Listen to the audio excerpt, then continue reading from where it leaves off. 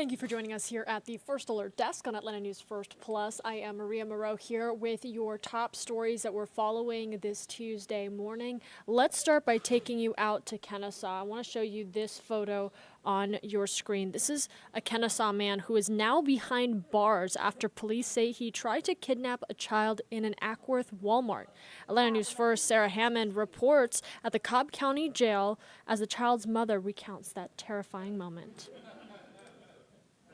Mother last night, who says that she is grateful that her child is home and safe with her, but she says those terrifying moments could have ended very differently. Now, Ackworth police say that 56-year-old Mahendra Patel from Kennesaw tried to snatch a child away from his mother in the Walmart on Cobb Parkway last week. Caroline Miller, the toddler's mom, said they were in the aisle when Patel came up and asked her where the Tylenol was. When she raised her arm to point, she says that's when he grabbed her son. Thankfully, she says she still had a grip on him, and they entered what she described as a tug of war for about 10 seconds. And I'm like, no, no, no, what are you doing? What are you doing? And I got him back, and then he just stared at me and then goes, oh, I just wanted to get him out of your lap so you could get up and help me, which was weird. That didn't make any sense. And then he just walked off. Patel is charged with simple battery, simple assault, and kidnapping. He's being held here at the Cobb County Jail without bond. In Cobb County, Sarah Hammond for Atlanta News First.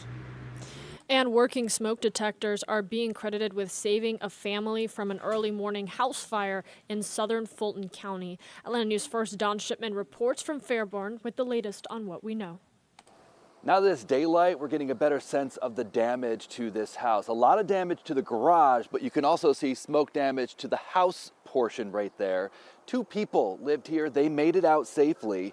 This house is located on Spolito Loop. It's in a small residential neighborhood just off of Cedar Grove Road here in Fairburn.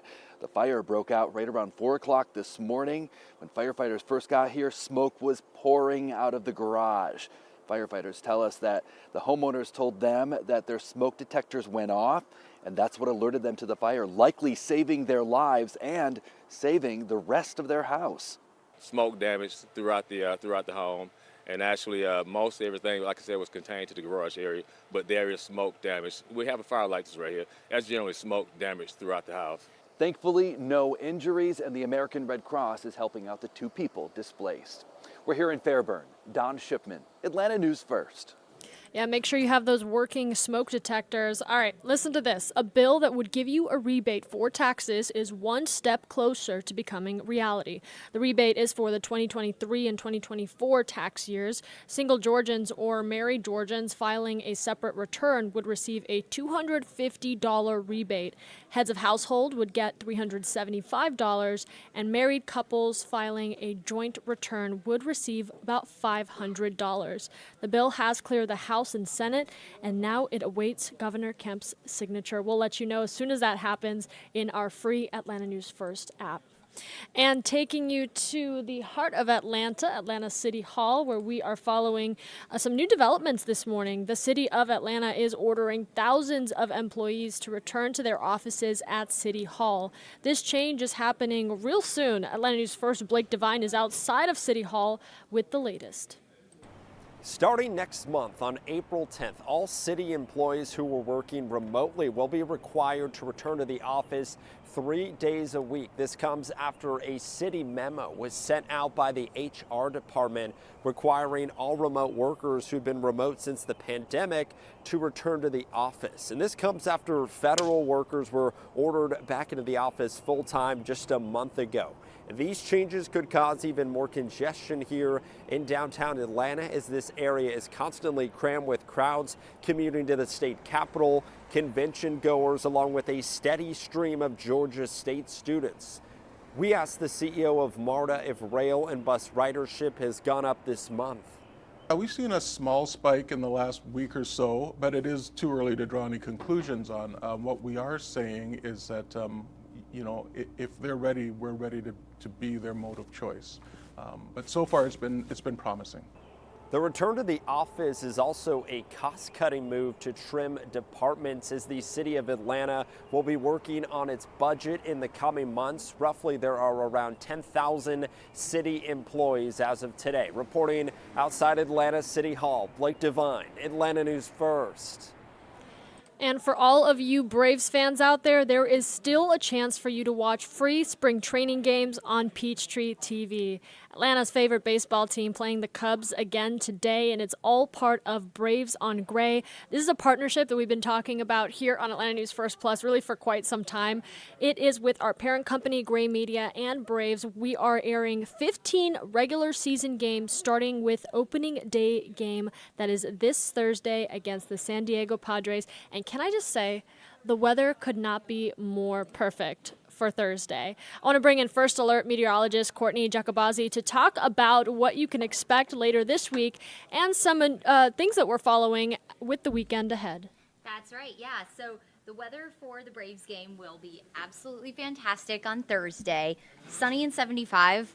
Like, that is when you ask everyone what their perfect day is. That's usually it, right? So that's what to expect on Thursday. We have a lot of events going on across the area, including a little block party over at Summerhill, the neighborhood, the Summerhill neighborhood where the Braves used to play. I will actually be there at noon. I believe Chief Meteorologist Jennifer Valdez will be out there later in the afternoon. The Braves heavy hitters are going to be there, the ones who play the drums that are always super fun, and the cymbals and stuff like that. That is low-key, guys, just before we get into the weather. Playing with the heavy hitters is like one of my bucket list things. So I'm definitely going to try to do that in the noon hour on Thursday. Try to connect with them if they're there.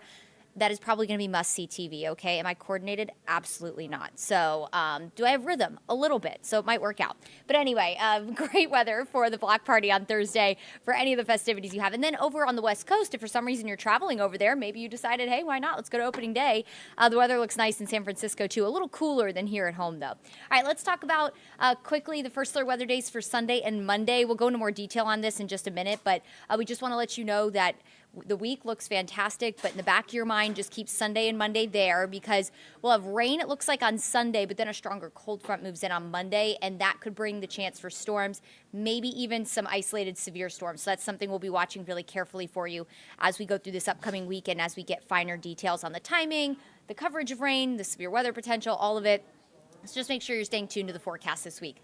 In the meantime, today, what you're seeing outside right now, this is, of course, just past 10 o'clock. That's what we're going to see all day long. Lots of sunshine, gorgeous day. We'll have temperatures climbing into the upper 60s at noon, and we'll spend all afternoon in the 70s. It'll be spectacular. Get outside and enjoy it. But, of course, do know that pollen count's probably going to be extreme today. I didn't look it up, but I'm sure I actually can right now.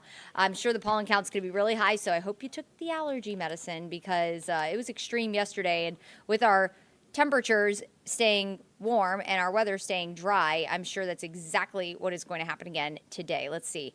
Today's Tuesday. Okay, so it's high. Yesterday we were over 3,000. Today, 1,295, that pollen count. So that is definitely still eyes watering, nose running, sneezing kind of weather, or at least sneezing kind of pollen count.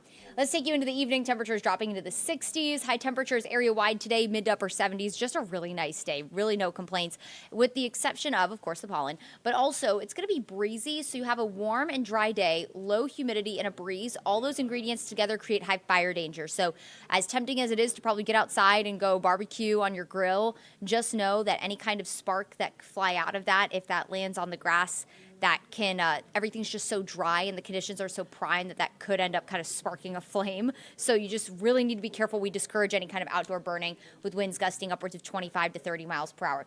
Overnight tonight, lows drop into the low 40s. 50, near 50 in the city of Atlanta, so you'll need a jacket again stepping out the door tomorrow. And then going through the rest of the week, we'll have high pressure continue to build in, and that's going to leave our temperatures warm and our forecast dry.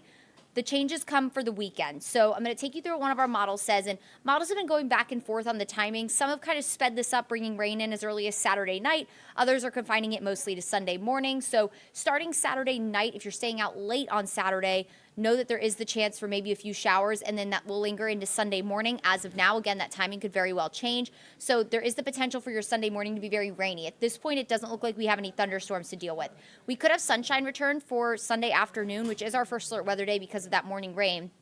But then with the sunshine returning, that's going to warm us up really nicely Sunday afternoon. We still have temperatures in the low to mid 70s ahead of a cold front. That's going to be a pretty strong cold front. That looks like it's going to move in Monday, potentially late morning into the afternoon. So we'll have plenty of time to warm up. Wind will be coming out of the south at this point. So that's going to give us the moisture. That's going to give us the warm air. And then you have a cold front move through. You have all the ingredients for thunderstorms in play ahead of this front. So we'll be watching this for maybe, again, some isolated severe storms. Way too soon to give you the exact timing, the exact threats, exactly what we're looking at. But we do want you to be aware that Sunday and Monday we will be watching for more widespread rain chances and maybe the potential for some strong to severe storms on Monday. Here's a look at that first look 7-day forecast. Enjoy the weather in the meantime this week. It is going to be gorgeous. Of course, again, the pollen count's going to be high, but really no complaints. It's going to be beautiful out there with temperatures in the 70s every afternoon. Mornings will be chilly, so you will need a jacket stepping out the door each morning.